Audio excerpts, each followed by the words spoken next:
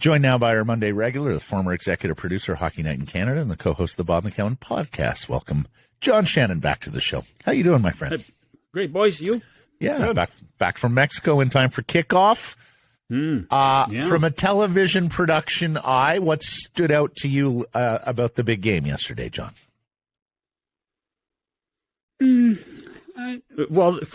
Nothing was egregious, so that's good.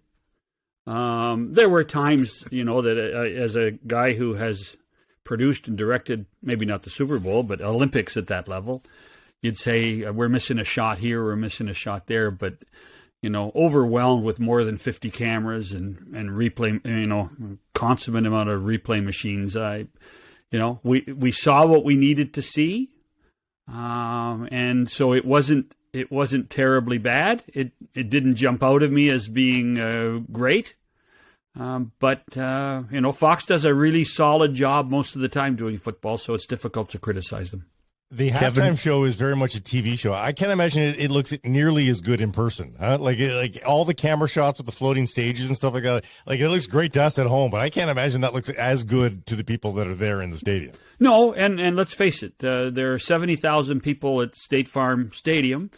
And there are 107 million people watching. So who are you doing it for? Yeah. You're not doing it for the even though they paid exorbitant prices for tickets, you're not doing it for them. You're doing it for all of us at home. Mm-hmm. They get their selfies.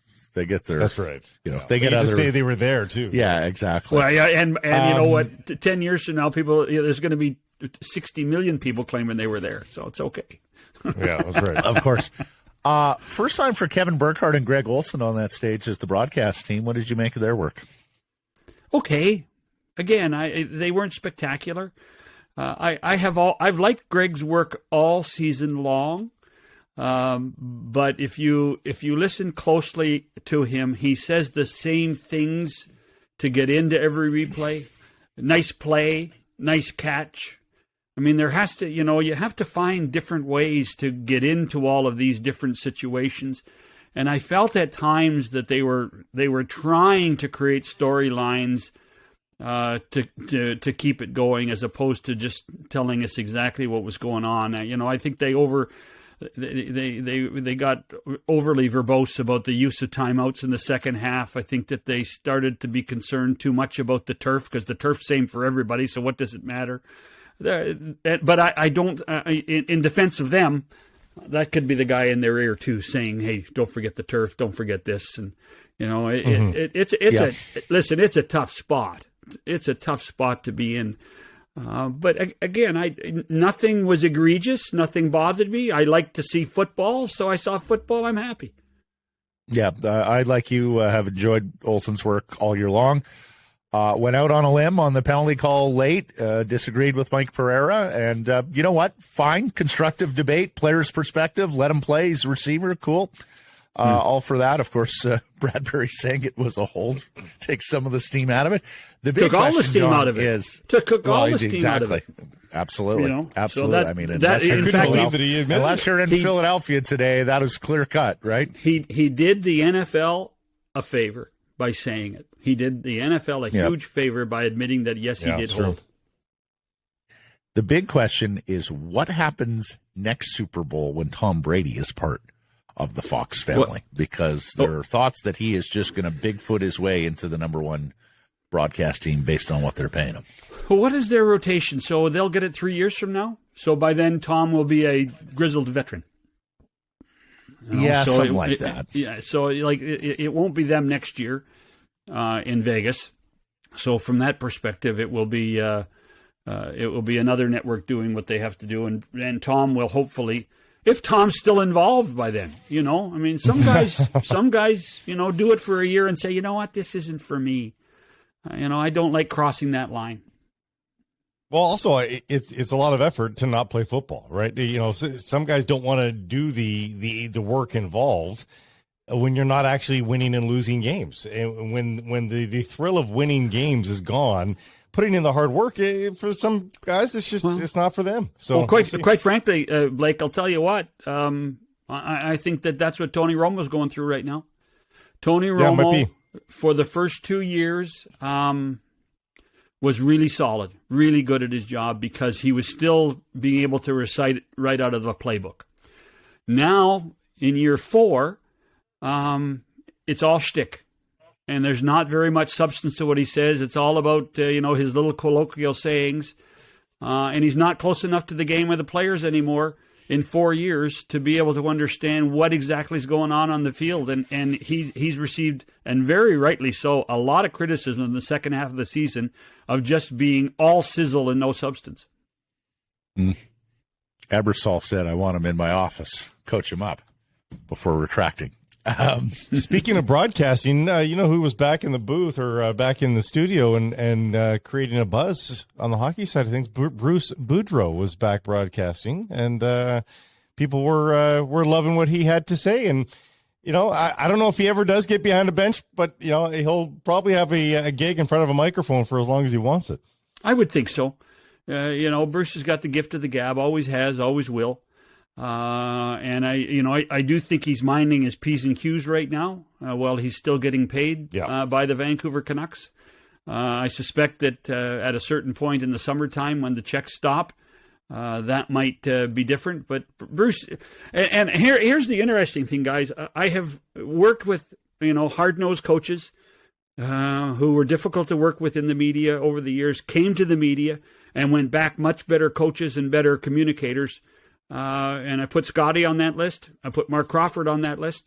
And there's no reason to think that Bruce, after his sojourn with the NHL Network and then going back to the Canucks and then coming out of it, won't be better as well. Because I think you see and understand all the different elements that fans want to hear about at certain times. And I think that's important when you understand that you're supposed to communicate about the game.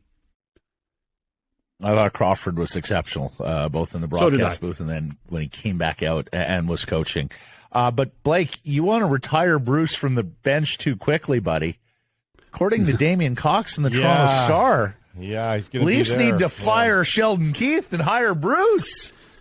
John, what do you think? He makes no bones about it. He's a former Leaf. He grew up loving the Leafs.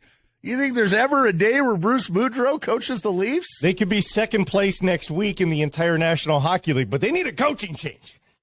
Well, and you guys know Damien as well as I do. I mean, Damien is looking at the year that that Lou Lamoriello flight Claude Julien, what was it, 12 games before the end of the regular season or 10 games before the end of the regular season, put Larry Robinson behind the bench and they won the Stanley Cup.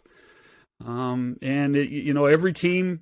And I think what that speaks to in many ways is the desperation of the Toronto market to get past Tampa, get to the conference final, and get to the Stanley Cup final. And so I think people are willing to talk and experiment with just about anything. Well, I read that this morning. That put a smile on my face. And if Bruce was Scotty Bowman, by all means. But the one slag against Bruce is that he doesn't win in the playoffs. So, of all the moves, that would seem to be an ironic one.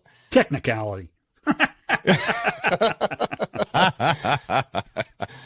Well, speaking of desperate, are you believing this Tyler Myers talk? Do you think the Leafs are looking at Tyler Myers, the big right-shot defenseman from Vancouver?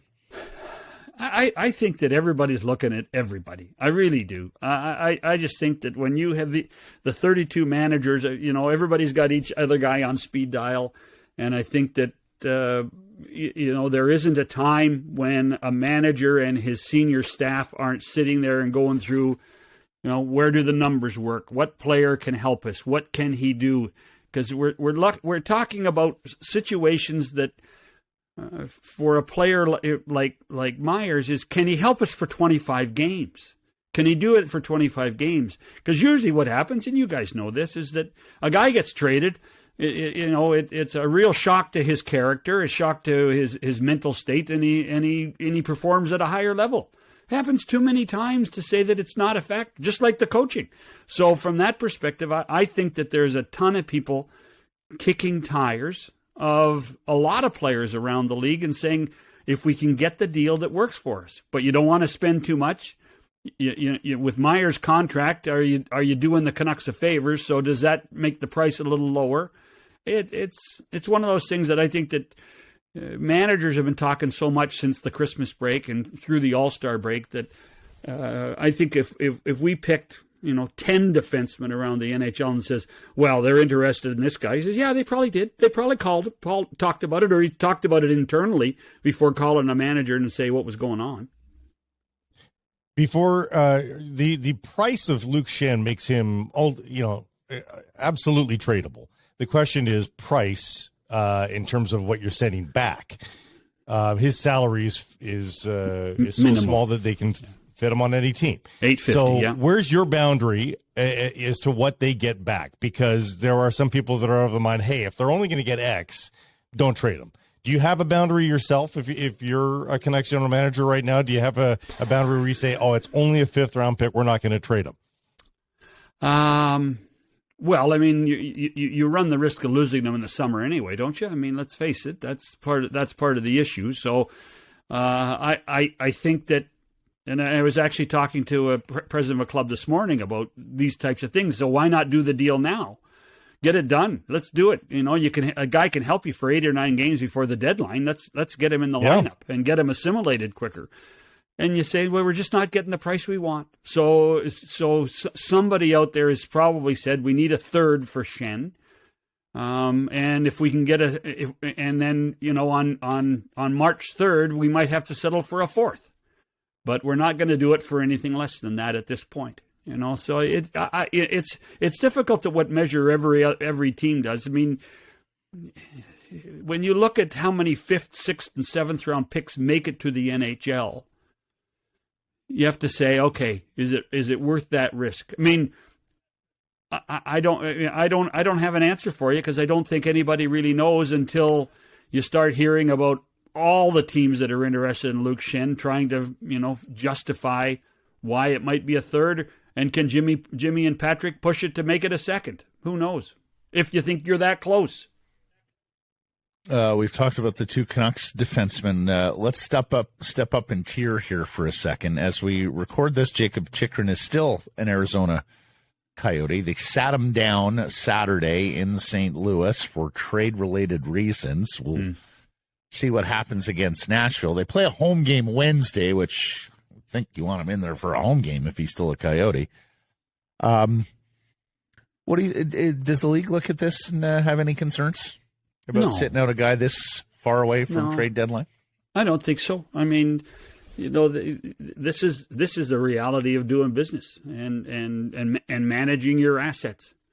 You have to manage your assets and try to make sure that putting a competitive squad on the ice is still there. I mean, if memory serves me, the Arizona took St. Louis to overtime on Saturday night without Chychrun in the lineup. It wasn't as if they got run out of the building.